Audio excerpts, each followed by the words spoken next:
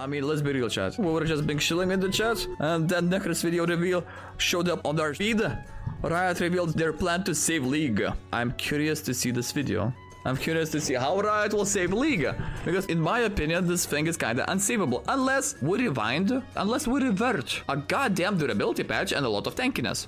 And we go back to Season 3 shenanigans when everything is broken, when everything is one-shottable. You see enemy tank 5k HP, you have LeBlanc, 2 items, you've got the Fire Grabs, you've got Morello. You're one-shotting that guy. If we go back to those times, we got this, we can save this game. Because that game was fun. Right now, I don't see how fun it is.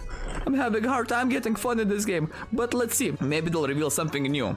Anyway, full screen. Well, after the amazing update from Riot Forge, where they revealed the release dates of 3 new games based on the League of Legends universe, with one of them being a brand new Mage Seeker game about Silas escaping Demacia. There is another video we'll need to watch, yeah. Silas escaping the prison, and looking at the graphics, looks kinda cool, no? Kinda classical Sega vibes or PlayStation 1 vibes. Which, by the way, it was confirmed that that one is not a roguelike.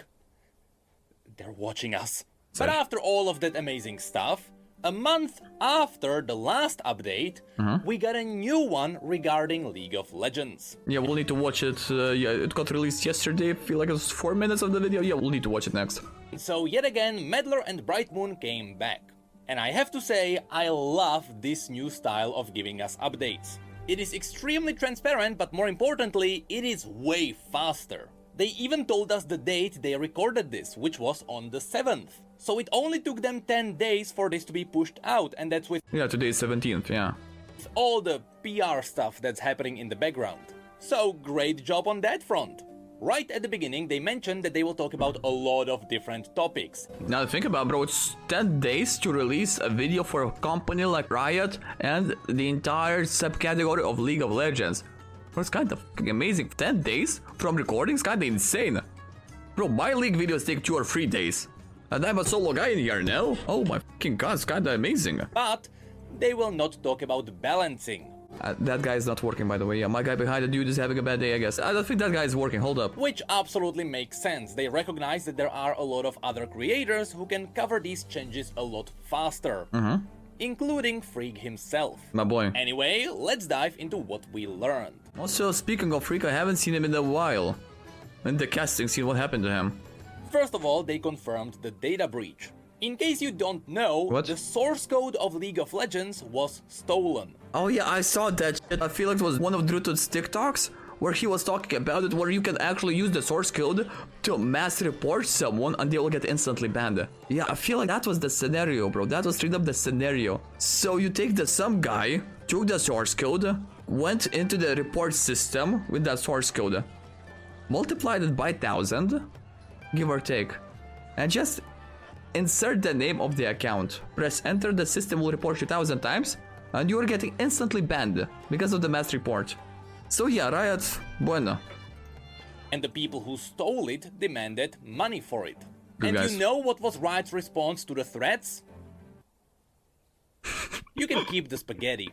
I mean, at times, even Riot themselves doesn't understand the spaghetti code. Do you really think someone else can start their own league with this code? Anyway, the League of Legends production slowed down a bit because of that breach. But yeah, you cannot create a league because you cannot understand the spaghetti code. Same thing can be said about AI. Yeah, in the beginning you understand what AI is doing, then AI is starting to learn, AI is adapting to itself, yeah? The basic example of AI learning from itself. Bro, 10 minutes, give AI 10 minutes, you will not understand what the fuck is going on in there. AI does not understand what the fuck is going on in there, but it works. The same thing happened to League of Legends code. So bro, yeah, you cannot use it to create a game effectively, but what you can do is you can understand how the report code works. And you can abuse it to ban people. Just saying. But now they should be up and running again. Then they talked about new champions and updates to older champions. They confirmed that when it comes to new champions or visual updates, they change their focus every year. They confirmed that sometimes they lean heavier into new champions, and for example last year, yeah, that one wasn't that good when it comes to VGUs. VGU, yeah, playstyle was kind of funky, but I mean, yeah, my boy Udyr had his unique position. Not the best, I'm gonna lie, but also not the worst. One wasn't that good when it comes to VGUs. Simply said, in the future, they want to keep the quality of every champion up to par. And this includes even the really old ones. So they will be investing more into ASUs, which is basically reskinning old champions as if they were getting a legendary skin without changing any of their abilities. I'ma keep it real, boys. Ahri's one fucking tail has more polygons than entire champion of Zillion. So yeah, maybe we should look at the older champions a bit, you know? Just maybe. And I highly support that. If it means that Cho'Gath is gonna have more than 5 polygons eventually, that's all I can ask for. And right now, they confirmed that the 2 next ASUs will be Lee Sin and Teemo. Nice. I mean, Lee Sin needs it a lot. And I mean a lot.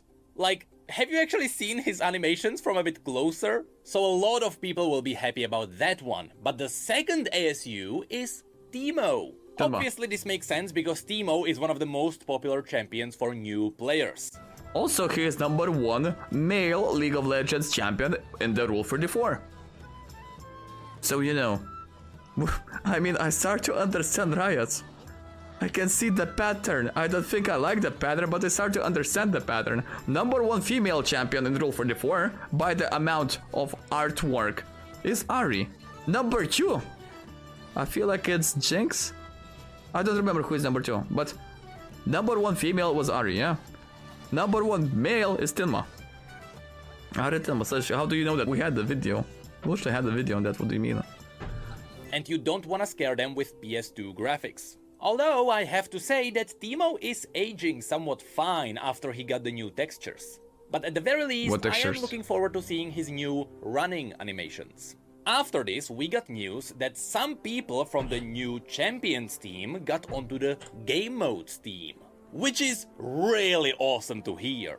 As a result, the new game modes and some of the older game modes will get to League faster. But that is gonna come at the cost of new champions. Worth it. I totally think this is the right direction to go. Yep, worth it. In the past, I did advocate that new champions don't give new content to League. Literally 1 or 2 people get to play this new content every game. Everyone else is just playing what they have been playing for 10 years. Or more. In contrast, a new game mode is a new experience for everyone. So I really like the new direction League is going for. I honestly would love for them to bring back Snowdown Showdown. Yeah, and make it fucking ranked. That would be fucking amazing. Because right now, when it comes down to ranked, we've got 5v5, that's it, Summoner's Rift. Snowdown Showdown was 1v1. That was fun. Next, we got news that champion pricing is getting updated. What? The pricing tiers will stay the same, but a lot of champions will be a lot cheaper. Mainly, more complex champions will stay more expensive, and the easier champions to play will become a lot cheaper, so that new players can pick them up early. Nice, pay attention to this one. Straight up nice one, Riot. Only perfection and beauty are allowed at this tier. Real nice. But as far as I'm concerned, the prices remain exactly the same, no? I'm looking at the blue essence. They didn't change the blue essence, right? Maybe they dropped the RP? This is great to hear, though it is interesting to see that apparently, according to the statistics, Yuumi is an easy champion to play. I mean, it kinda makes sense. What do you mean? Yuumi and easy goes together like burger and the fries. It's in the name. Literally, if you zoom in into Yuumi, you'll find easy. It's built out of easy. All you need to do, press a button, watch Netflix, that's it. Peace out, enjoy your diamond. Also, according to the statistics, players who find a champion they love early on are more likely to stick with the game. So it all makes sense now. Also, we have to mention that Jhin got his own pricing tier. Nice. But after that, they finally talk about the lore. So let's talk about what we learned. They ask you how you are, you just have to say that you're fine. No shot they didn't see anything. No shot they didn't see Anyway, anything. that's what we learned. Jokes aside, they mentioned that at the start, Riot was only dealing with League. So back then, writing the lore for this universe was very easy. Also, yeah, because at the very beginning there was absolutely nothing and they were just dealing with the game itself. And no one gave a fuck about lore. But as the time went on, And the game progressed. People became interested, you know? Hey, what is this? Shadow Assassin Z in the middle. What is his story? Why is he evil? You have to create lore, you have to explain something. But then we got Legends of Runeterra and Arcane and all the future projects, and so writing stories for this universe became a lot more complex when you have different media focusing on different things of this universe. All the Y looks so fucking horrible in here. Oh my god, what kind of Walmart Y is that? Future projects, and so writing stories for this universe became a lot more complex when you have different media focusing on different things of this universe. That was bad. As a result of this, a lot of people didn't like the fact that a lot of different games have different versions of the canon story. For example, the canon of Arcane is a lot different from the canon of the core game. Victor especially has a really different storyline.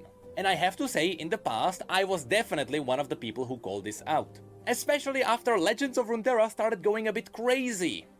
Yeah, in League of Legends story, in the League of Legends lore, Victor is a good guy. And Jace is the bad guy, believe it or not. Victor wanted to embrace the glorious evolution and save people. So let's say you have lung cancer, he's taking away your lungs, he's giving you synthetic lungs. You are safe, you have your life, you're welcome. But in order to do that, he needed hex crystals. Jace, on the other hand, was the only one who had those crystals, and he didn't want to share with those crystals. So Victor stole them, was trying to save people, and Jace went absolutely apeshit and destroyed absolutely everything in Victor's hospital, lab, apartment. I don't know how to call that place. So yeah, my boy Glorious Evolution is straight up a good guy in League of Legends. In Arcane, I don't know, brother. We'll see. We'll wait for season 2. Even though at times it was really awesome. But over time, I learned to accept the fact that we just have different versions of the canon story. Unless we're talking about time-traveling Cytheria, that one doesn't make sense. So now it's interesting to see that Riot realized that having different versions of the canon core universe is bad. Odd. And they realized the benefits of having everything united under one story. Yep. And apparently, that's the reason why League didn't get a story in half a year now. It seems like they are doing something in the background to tie all the stories together. Finally. But we don't know what it is yet. While hearing this is cool and it makes me confident that something is happening in the background, this update absolutely does not stop the bleeding. The way things are going right now, League's lore is still absolutely dying. People show less and less interest in this universe because there are no updates. The only thing that makes people show interest is different type of games. Let's remember the announcement of Riot's MMO, which is based in League of Legends lore, world, you know, settings, environment. That's where people are interested in, hey, what's going on? Why Silas is locked up? Why Lux has magic? Why there is no magic in Demacia? Why Noxus are Giga Chads? What happened in Shurima? That's the only reason people were showing interest right now, yeah. Since we're getting absolutely no news about Riot's MMO, you know, no one's showing interest. So whatever are Riot's plans, they better be quick about it. Because it is likely that by the time something is going to come out, people will absolutely move on.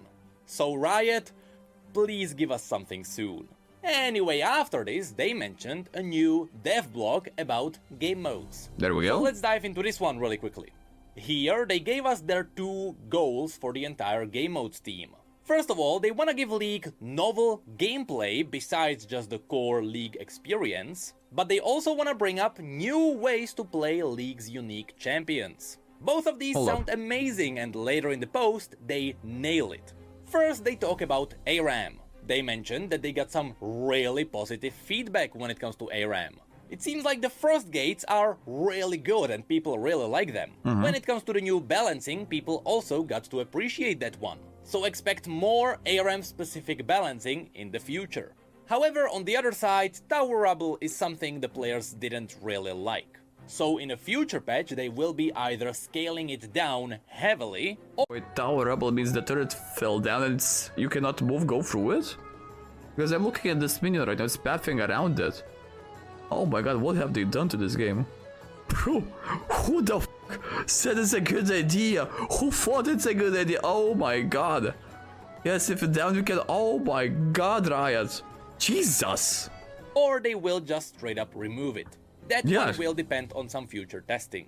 And after this, they dive into the 2v2v2v2, a Hold up, brand new game mode that is finally gonna give the casual players something to play, just for fun.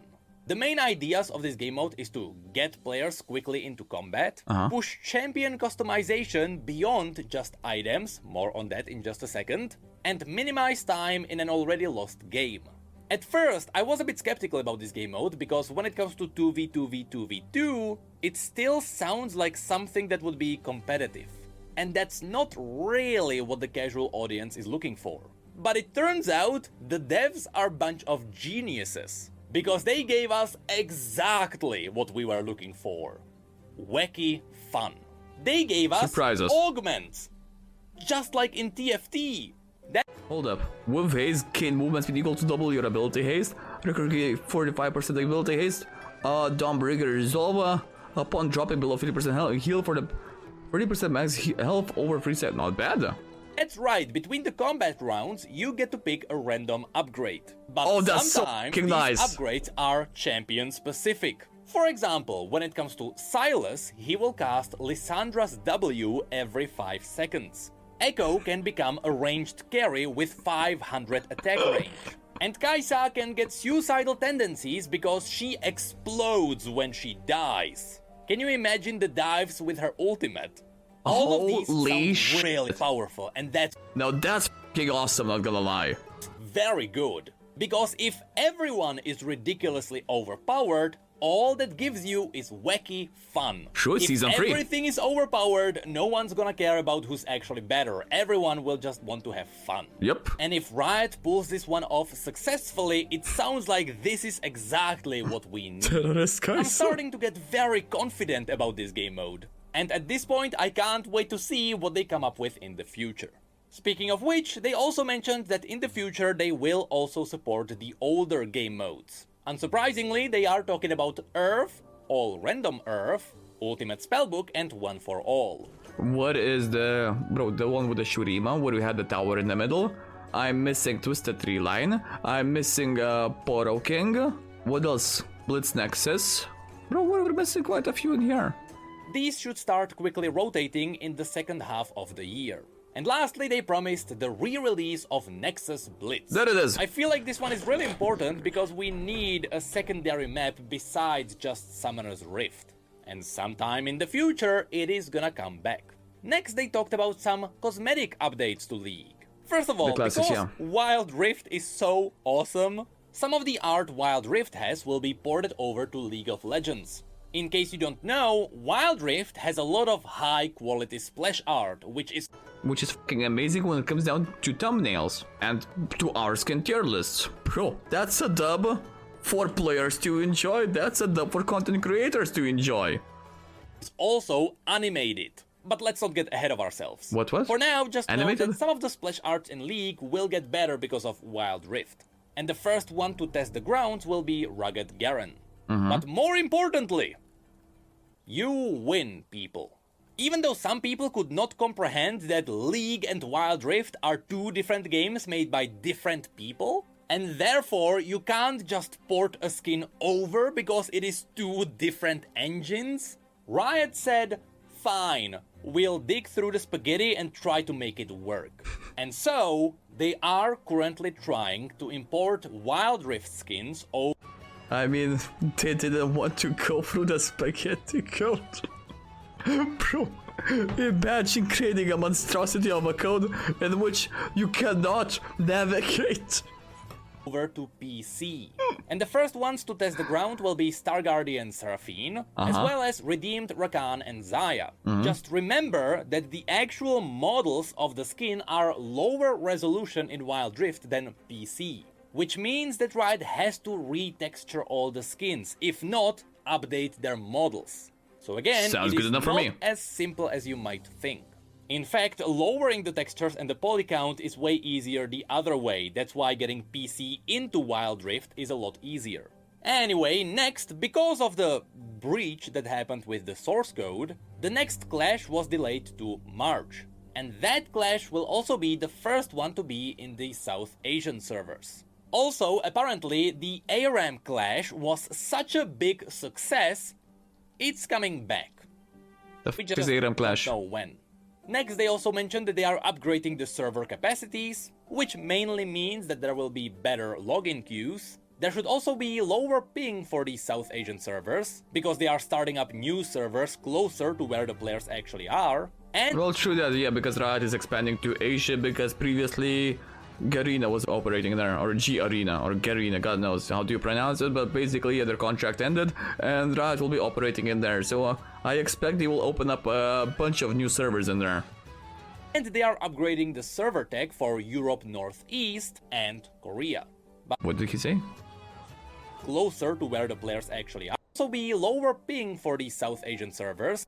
They also mentioned that they are upgrading the server capacities, which mainly means that there will be better login queues. There should also be lower ping for the South Asian servers, because they are starting up new servers closer to where the players actually are. Makes sense. And they are upgrading the server tech for Europe Northeast and Korea. That would just answer the everlasting question, eh? Which region the best? Number 1 Korea, obvious. Number 1 Europe East. Hey, East is just better server, boys. It's just built different. Hey, easy. But we don't really know what that one is gonna do. And East that's on top, it boys. for this update. East on top. Overall, looking at everything that's happening, it seems like Riot is actually trying to address the casual audience, which has been neglected for so long. Well, like 10 and years, yeah. ironically, it is the casual audience that is carrying the overall game. So if you look at everything that was said here, it looks like one big W-shaped update to me. Although League's lore is still being kept in the dust, so For now. I really have to look for breadcrumbs if I want to cover any potential lore. Oh! What about that one? What was that? What about that one? Can anyone zoom in? I cannot see shit. Something with the knight. Oh, Hollow Knight. Yeah, I knew that. I knew that. Anyway. So that's basically the realistic approach towards this update. Okay, that's a dub.